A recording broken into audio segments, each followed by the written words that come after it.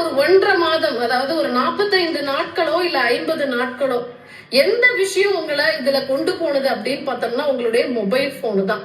So அந்த mobile போனை அறவே யூஸ் பண்ண முடியாத அளவுக்கு உங்களை கட்டுப்படுத்திக்கிறதோ இல்ல அதை தவிர்க்கிறதோ இல்ல ஆபாச படங்களை டோட்டலா பார்க்க முடியாத அளவுக்கு அதுல செட்டிங்ஸை நீங்க கிரியேட் பண்ணி உங்களை எந்த அளவுக்கு செல்ஃப் கண்ட்ரோலா வச்சுக்க முடியுமோ அது எல்லா விஷயங்களையும் பண்ணிட்டு அதை பார்க்காம தவிர்க்கிறதுக்கு ஒரு 50 days 45 to 50 days நீங்க முயற்சி பண்ணனீங்க அப்படின்னா அது ஒரு ஆராய்ச்சியிலேயே நிரூபணம் ஆயிருக்கு. ஒருத்தர் எந்த அளவுக்கு ஒரு 1.5 மாதத்துக்கு அப்புறம் அந்த மாஸ்டர்பேட் பண்றதும் இது மாதிரியான படங்கள் பாக்குறதும் தவிர்த்தாங்க அப்படின்னா அந்த மாஸ்டர்பேட் பண்ணக்கூடிய விஷயங்களையுமே தவிர்க்கிறாங்க அப்படின்னு கண்டுபிடிச்சிருக்காங்க. சோ அத முதல் விஷயமா நீங்க இம்ப்ளிமெண்ட் பண்ணலாம். அண்ட் மத்தது என்னன்னு பாத்தீங்கன்னா உங்களை எந்த அளவுக்கு தனிமைப்படுத்திக்காம உங்களை சுத்திலும் பீப்புள்ஸ் இருக்கிற மாதிரி நல்லா அவங்க கிட்ட பழகக்கூடிய சூழ்நிலைகளை உருவாக்கிக்கலாம். அண்ட் 3வது விஷயம் என்னன்னு பாத்தீங்கன்னா உடற்பயிற்சி தான் இதுக்கு ஒரு நல்ல தீர்வா இருக்கும். எந்த அளவுக்கு ஜிம் போக முடிஞ்சா போகலாம், இல்ல வீட்லயே இருந்து என்னென்ன ஒர்க் அவுட் பண்ண முடியுமோ பண்ணலாம்.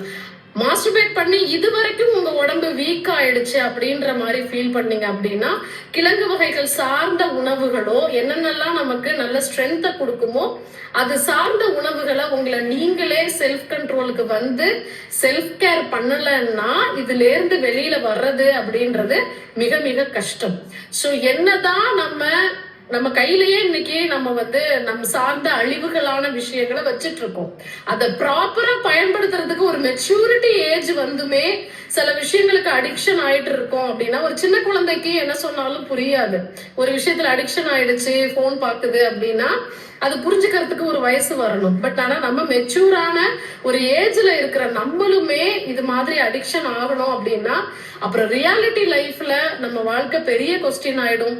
குடும்பத்தை இழந்துருவோம். மகிழ்ச்சினா என்ன விஷயம் அப்படின்றதே உணர்தல் இல்லாம எல்லா விதமான அடிக்ஷனுமே எப்படி ஒரு நிலைமைய ஒரு மனுஷனை எந்த நிலைமைக்கு கொண்டு போகுமோ அதே போலதான் இந்த சோசியல் மீடியால நீங்க இது மாதிரியான வீடியோஸ் பாக்குறதும் லைவ் கால் அட்டன் பண்ணி அந்த பெண்களுக்கு அடிமையாகிற விஷயமும் உங்களை கொண்டு போய் விடுற இடமானது மரணத்துக்கு ஈக்குவலான ஒரு ஸ்டேஜ்ல எல்லாத்தையும் இழந்து நிப்பீங்கன்றதுல எந்த விதமான டவுட்டும் கிடையாது. சோ இன்னையில இருந்து இதுக்கான என்னென்ன வழிகளோ அதை எடுக்கிறதுக்கு முயற்சி பண்ணுங்க, அதை தீர்மானிங்க. நன்றி.